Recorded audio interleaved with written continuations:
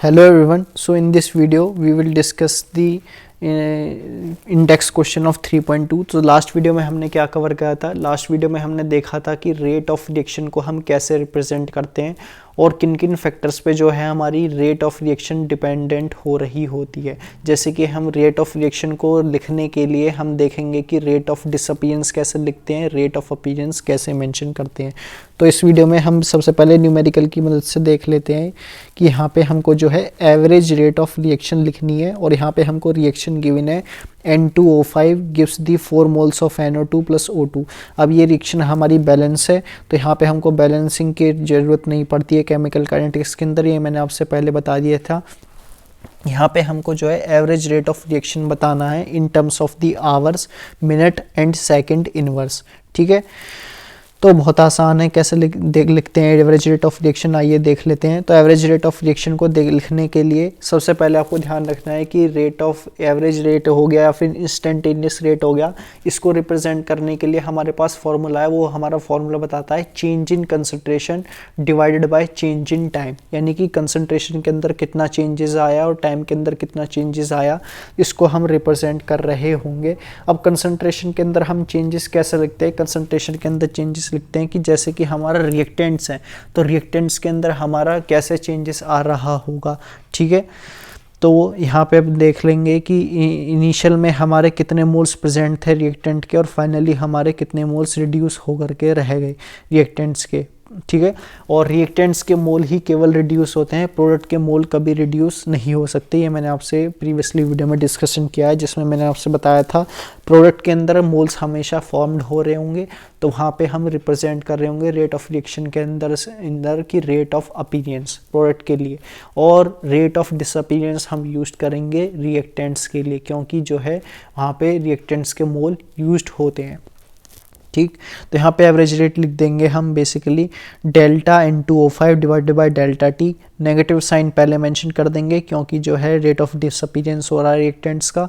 Then divided by the stoichiometric coefficient divided by 2 हमारा ऊपर चला जाएगा, तो ये हमारा बन जाएगा 1/2। तो फाइनली हमारा आ जाएगा -1/2। अब यहाँ पे हमारे इनिशियल मोल ऑफ रिएक्टेंट्स थे हमारे बेसिकली 2.08 जो है हमारे फाइनल मोल्स हैं। इसको हम रिएक्टेंट्स को हम कैसे लिखते हैं? रिएक्टेंट्स को हम लिख सकते हैं चेंज के regarding final reactants minus the initial reactants. तो फाइनल रिएक्टेंट्स हैं हमारे 2.08, इनिशियल रिएक्टेंट थे हमारे 2.33। ठीक, divided by the delta T. Delta T हमको गिवन है 184 मिनट्स। तो फाइनली हमने यहाँ पे जो है हमारा बेसिकली निकल करके आ जाएगा 4.07 into 10⁻⁻² mole litre inverse per hour. अब आपको ध्यान रखना है ये तो है हमारा रिगार्डिंग पर आवर में। अब इसको हमने बेसिकली रिप्रेजेंट कर दिया सेकंड में, तो हम जो है सेकंड में कन्वर्ट कराने के लिए 60 से डिवाइड कर रहे होंगे। ठीक है, तो यहाँ पे हमारा ये mole litre inverse second inverse में कन्वर्ट हो जाएगा। अब यहाँ पे जो आपको बात याद रखनी है वो ये है कि जो हमारी रिप्रेजेंटेशन है रेट की, वो रेट की रिप्रेजेंटेशन में mole litre inverse second inverse कब आता है? तो mole litre inverse second inverse तब आता है जब हमारी रिएक्शन वो रिप्रेजेंट कर रही हो ज़ीरो ऑर्डर रिएक्शन को। तो ये जो रिएक्शन है हमारी N2O5, ये हमारी है ज़ीरो ऑर्डर रिएक्शन। ठीक है, तो ये तो था रिगार्डिंग हमारा रेट। अब जो है हम लिख लेते हैं रेट किसका? जो हमारे प्रोडक्ट के फॉर्म हो रहे हैं। तो प्रोडक्ट के फॉर्म हो रहे हैं हमारे NO2 और स्टोइकोमेट्रिक कोफिशिएंट है 4। तो इसको रिप्रेजेंट कराने के लिए हम लिख सकते हैं 1/4 into delta NO2 divided by the delta T. तो यहाँ से हम लिख देंगे delta NO2 divided by delta T से कि 6.779 इंटू 10⁻⁻4 इंटू 4 मोल अब लीटर इनवर्स मिनट इनवर्स। ठीक है, तो ये हमने मिनट इनवर्स के अंदर रिप्रेजेंटेशन रहने दिया है। अब यदि हम इसको सेकंड इनवर्स में कन्वर्ट करेंगे तो हम जो है बेसिकली 60 से डिवाइड कर देंगे इस सेकंड इनवर्स में कन्वर्ट कराने के लिए। ठीक, ये इन टेक्स्ट क्वेश्चन है, आप देख लेना। अब नेक्स्ट टॉपिक है हमारा डिस्कशन का कि factors influencing the rate of reaction. तो हम जानते हैं रिएक्शन हमारी कंप्लीट होती है, रिएक्टेंट से प्रोडक्ट के अंदर फॉर्मेशन हो रही होती है, तो रेट ऑफ रिएक्शन हमारे किन किन फैक्टर्स पे डिपेंड करेगी।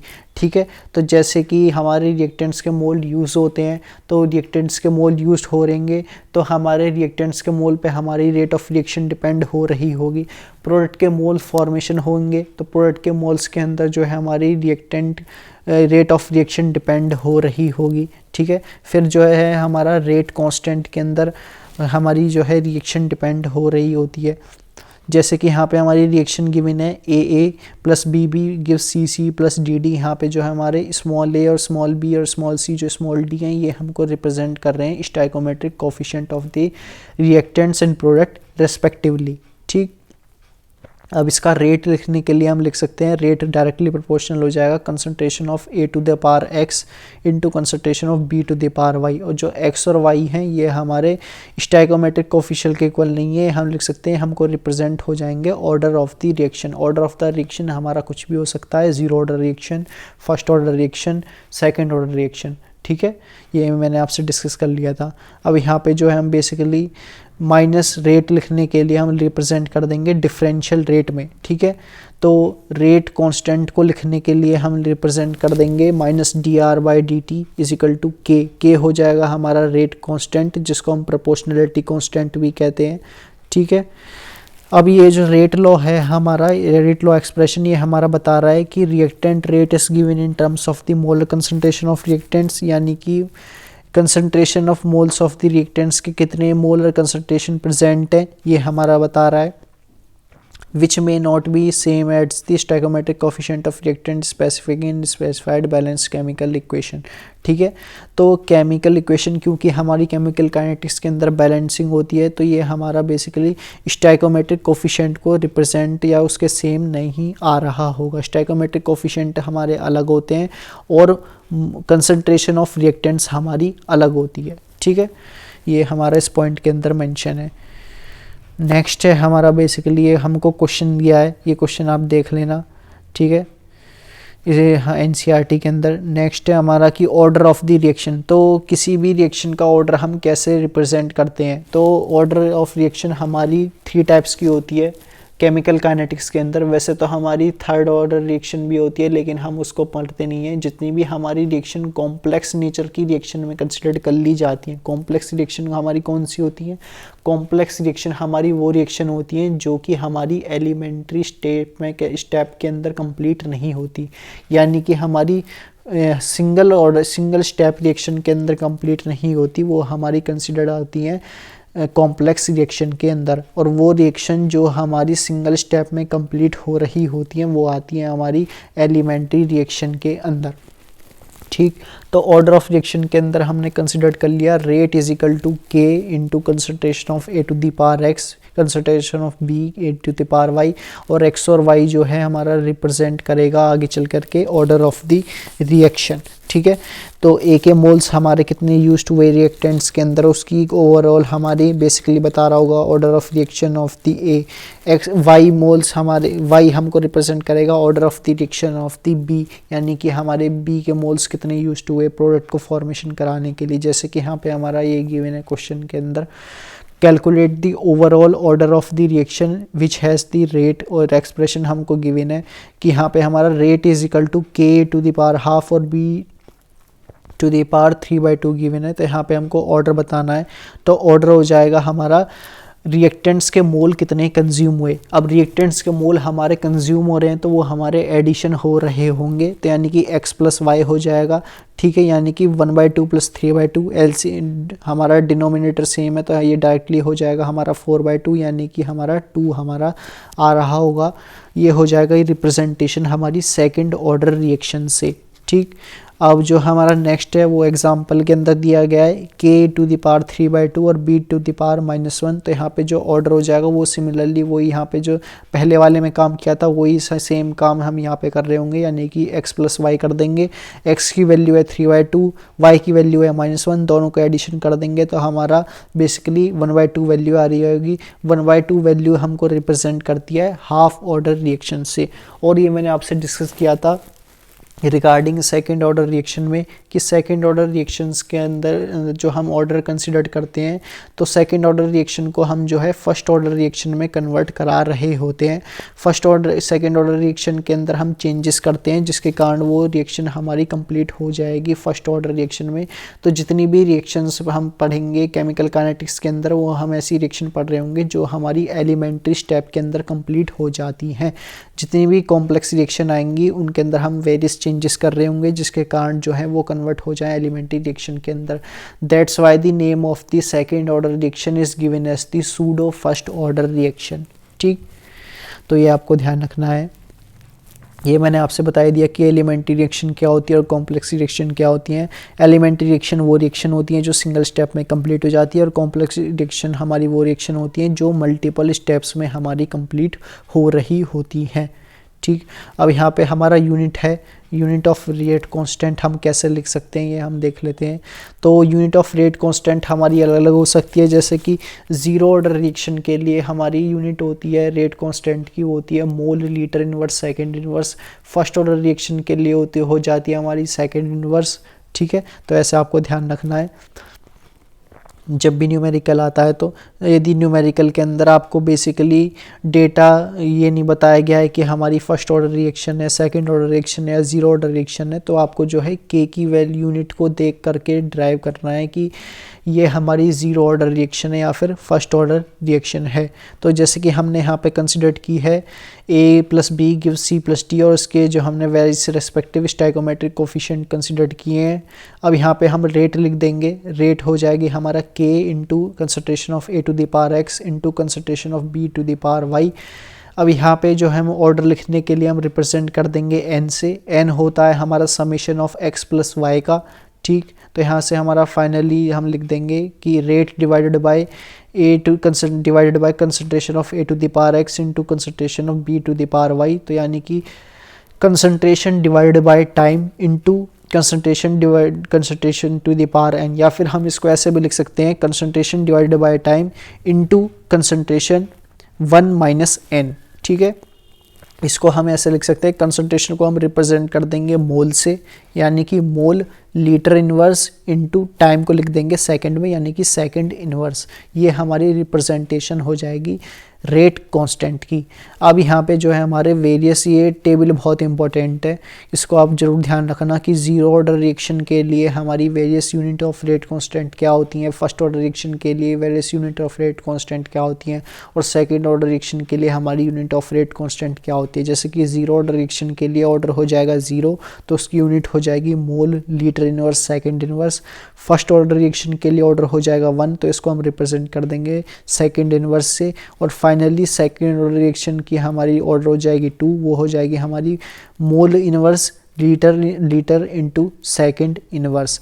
ठीक है, क्योंकि सेकंड ऑर्डर रिएक्शन के अंदर हम चेंजेस करते हैं फर्स्ट ऑर्डर रिएक्शन को अंदर कन्वर्ट कराने के लिए, दैट्स व्हाई इसको जो है हम सेकंड ऑर्डर रिएक्शन को सूडो फर्स्ट ऑर्डर रिएक्शन के नाम से भी जानते हैं। अब बात कर लेते हैं identify the reaction order from which of the following rate constant. तो यहाँ पे हमारा जैसे कि फर्स्ट ऑप्शन में गिवन है कि litre mole inverse second inverse, तो ये किसका एग्जांपल हो जाएगा, ये हमारा एग्जांपल हो जाएगा सेकंड ऑर्डर रिएक्शन का। ठीक है, तो डायरेक्टली आप के की वैल्यू, के की यूनिट को देख करके जो है यूनिट ऑफ रेट कांस्टेंट बता सकते हो ये हमारी कौन सी ऑर्डर की type of order of reaction है। ठीक है, के की वैल्यू को देख करके। सेकंड ऑप्शन में के की वैल्यू हमको केवल यूनिट जो है वो हमारी सेकंड इनवर्स में गिवन है, तो जब भी हमारी सेकंड इनवर्स में केवल गिवन होगी यानी कि हमको रिप्रेजेंट कर रहा है, इसकी जो ऑर्डर हो जाएगी वो हमारी फर्स्ट ऑर्डर रिएक्शन हमारी रिप्रेजेंट होगी। अब बात कर लेते हैं हम नेक्स्ट टॉपिक की, मॉलिक्यूलरिटी ऑफ द रिएक्शन। तो मॉलिक्यूलरिटी ऑफ द रिएक्शन हम कैसे ड्राइव कर सकते हैं, तो मॉलिक्यूलरिटी ऑफ द रिएक्शन आपको ध्यान रखनी है, जो भी एलिमेंट्री रिएक्शन होती हैं उनकी मॉलिक्यूलरिटी हमारे ऑर्डर के इक्वल हो जाती है, केवल और केवल एलिमेंट्री रिएक्शन के लिए। कॉम्प्लेक्स रिएक्शन के लिए ये वैलिड नहीं है। ठीक है, कॉम्प्लेक्स रिएक्शन के लिए मॉलिक्यूलरिटी और ऑर्डर डिफरेंट हो सकते हैं, लेकिन एलिमेंट्री रिएक्शन के लिए, एलिमेंट्री रिएक्शन कौन सी होती है, एलिमेंट्री रिएक्शन वो रिएक्शन होती है जो हमारी सिंगल स्टेप में कंप्लीट हो रही होती है। इनके अंदर जो मॉलिक्यूलरिटी है और ऑर्डर जो है वो हमारा 1 के इक्वल आ रहा होगा। ठीक है, अब यहाँ पे हमारे वेरियस एग्जांपल गिवन है, ये आप देख लेना, और यहाँ पे बताया गया है कि एलिमेंट्री क्या, मॉलिक्यूलरिटी क्या होगी इन वेरियस एग्जांपल के रिलेटेड। ठीक है, नेक्स्ट टॉपिक आता है हमारा इम्पोर्टेंट कि हम बेसिकली ज़ीरो ऑर्डर रिएक्शन को कैसे ड्राइव कर सकते हैं। Derivation of the zero order reaction, ये आपका जो है मोस्ट इंपॉर्टेंट टॉपिक है। जेईई मेन के रिगार्डिंग आपसे पूछा जा सकता है इस पे बेस्ड न्यूमेरिकल टी हाफ पे, या फिर उनके ग्राफ के बीच में रिलेशन दे के पूछा जा सकता है कि टी हाफ और के बीच के रिलेशन के अंदर हमारा कैसा ग्राफ बनेगा, कंसंट्रेशन और हाफ लाइफ के बीच में कैसा ग्राफ बनना होगा, इनिशियल कंसंट्रेशन और फाइनल कंसंट्रेशन के बीच में हमारा कैसा ग्राफ बनेगा। ठीक है, ये हमारे जेईई मेन में क्वेश्चन आते हैं। तो इसका जो जैसे कि हमारी रिएक्शन कंप्लीट हो रही है, यहाँ पे आर से पी, यानी कि आर हो जाएगा हमारा रिएक्टेंट, पी हो जाएगा प्रोडक्ट। रेट की वैल्यू लिख देंगे minus D R by D T से, तो रेट कांस्टेंट को लिख देंगे हम बेसिकली रेट लॉ की मदद से k into R to the power zero. R to the power zero हमने इसलिए लिखा क्योंकि यहाँ पे हमको रिप्रेजेंट कर रहा है ये ज़ीरो ऑर्डर रिएक्शन है। ठीक, अब यहाँ पे जो हम रेट को लिख देंगे as quantities raise to the power zero is unity, तो यहाँ पे हम लिख देंगे minus D R by D T is equal to K into the one. तो डी कंसनट्रेशन ऑफ आर को लिख देंगे हम के माइनस के डी टी से। अब इनको इंटीग्रेशन कर देंगे दोनों साइड से। ठीक है, इंटीग्रेशन करने के बाद जो हमारा फाइनल रिजल्ट बन करके आ रहा होगा, वैल्यू सब्सटीट्यूट करने के बाद वो हो जाएगा r is equal to minus K T plus R naught. अब ये जो हमारे r हैं और r नोट है, ये हमने आपसे पहले भी डिस्कस किया था, ये हमको रिप्रेजेंट कर रहे हैं। जैसे कि r नोट है, ये हमको रिप्रेजेंट कर रहा है initial concentration of the r at time is equal to 0 second. ठीक है, सिमिलरली r हमको रिप्रेजेंट कर रहा है concentration of r at time is equal to t second. ठीक, तो k की फाइनल वैल्यू आ जाएगी r naught minus r divided by t, यानी कि initial concentration of reactant minus at time is equal to 0 second minus concentration of reactant at time is equal to t second divided by t. ठीक है, अब यहाँ पे आप देख लेना ये ग्राफ बहुत ही इंपॉर्टेंट है कंसंट्रेशन और टाइम के बीच में, जिसके अंदर हमको रिप्रेजेंट किया गया है। इसकी वैल्यू हम निकाल सकते हैं Y max is equal to C से। इसकी वैल्यू कैसे निकाल सकते हैं, तो ये के टी हो जाएगा हमारा, फिर ये बन जाएगा आर नोट माइनस आर। तो इसका स्लोप जो है के हमारा रिप्रेजेंट हो जाएगा, क्योंकि ये हमारा वाई मैक्स प्लस सी का ग्राफ है। वाई मैक्स प्लस सी का ग्राफ जो आता है वो हमारा स्ट्रेट लाइन का ग्राफ आता है, इसका स्लोप जो है वो हमारा नेगेटिव हो जाएगा। ठीक है, और ये हमारा रिप्रेजेंट करेगा के से स्लोप जो है। ठीक, नेक्स्ट जो है जैसे कि हमारी नेक्स्ट रिएक्शन है, ये गिवन है कि 2NH3 गैस, इसको हमने जो है प्लेटिनम के कैटलिस्ट से रिएक्शन को टेक्स प्लेस कराया है N2 + 3H2। अब आपको ध्यान रखना है, जैसे मैंने आपको बताया भी था लास्ट की वीडियो में, कि जो हमारी केमिस्ट्री को पढ़ने का तरीका है वो कभी भी आपको NCERT से शुरू नहीं करना है। केमिस्ट्री को पढ़ने के लिए आपको जो है अदर सोर्स ऑफ मटेरियल की रिक्वायरमेंट पड़ेगी ही पड़ेगी। ठीक है, तो जैसे कि यहाँ पे कैटलिस्ट है, अब कैटलिस्ट आप कहाँ पे जाके पढ़ेंगे, कैटलिस्ट आप पढ़ेंगे कि हमारे रिप्रेजेंट करता है रिएक्शन को फास्ट कराने के लिए। ठीक है, तो रिएक्शन को फास्ट प्रोसेस में कन्वर्ट कराने के लिए हम कैटलिस्ट का यूज़ करते हैं। और वेरियस रिएक्शन भी हैं, जैसे कि हमारी डिस्प्रपोर्शनेशन रिएक्शन हो गई H3PO3 की, जिसके अंदर हमारा H3PO4 फॉर्म होता है, जो कि हमारा P ब्लॉक के अंदर गिवन है। ठीक है, तो डिस्प्रपोर्शनेशन रिएक्शन हमारी जो है ये हमको गिवन है हमारी क्लास 12th की केमिस्ट्री के अंदर, और पी ब्लॉक के अंदर गिवन है। तो ये हमारी केमिस्ट्री के अंदर हमको ऐसे ही बताया गया है कि हमको जो है, जैसे कि मैंने आपसे कल भी डिस्कस किया था कि डेल्टा जी की वैल्यू हमारी बेसिकली थर्मोडायनेमिक्स की केमिस्ट्री के अंदर गिवन है, जो कि हमको बताती है कि change in Gibbs free energy से कैसे मेंशन कर सकते हैं। ठीक है, तो केमिस्ट्री का आपको जो है ध्यान रखना है, एनसीईआरटी का यूज़ केवल और केवल इसकी थ्योरी पढ़ने के लिए नहीं करना है, न्यूमेरिकल्स को सॉल्व कराने के लिए जो है आपको जो है केमिस्ट्री की एनसीईआरटी का यूज़ करना है। ठीक है, थ्योरी पढ़ने के लिए आप जो है बेसिकली केमिस्ट्री और फिजिकल केमिस्ट्री के अंदर थ्योरी बहुत कम ही होती है। फिजिकल केमिस्ट्री के अंदर आपको जो है ज़्यादा से ज़्यादा नंबर ऑफ़ न्यूमेरिकल की प्रैक्टिस करनी है।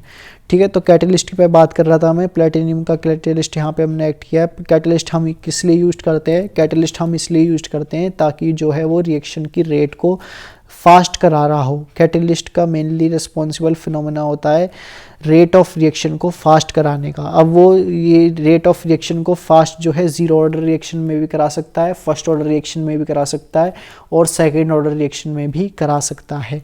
ठीक है, तो इसका रेट लिखेंगे जब हम, तो ये हो जाएगा k into NH3⁻0 is equal to k। ये फाइनली k के इक्वल आ रहा होगा क्योंकि यहाँ पे हमारी n जो है वो हमारी 0 के इक्वल है। n हो जाएगा हमारी ऑर्डर ऑफ द रिएक्शन, तो ऑर्डर ऑफ द रिएक्शन हमारी 0 ऑर्डर ऑफ रिएक्शन है, तो फाइनली हमारी जो अमोनिया का हमारा ऑर्डर है, ठीक है, वो इस ऑर्डर रिएक्शन का जो ऑर्डर हो जाएगा वो हो जाएगा 0 ऑर्डर रिएक्शन।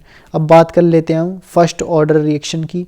तो फर्स्ट ऑर्डर रिएक्शन के अंदर जो आपको ध्यान रखना है, जैसे कि रिएक्टेंट से प्रोडक्ट फॉर्मेशन हो रहा है, ठीक, रेट की वैल्यू ध्यान रखनी है, -dr/dt हो जाएगा। यहाँ पे अब जो है कंसंट्रेशन ऑफ R वो हमारी 0 के इक्वल नहीं होगी क्योंकि यहाँ पे पावर 0 में नहीं है, यहाँ पे पावर जो है 1 के अंदर है।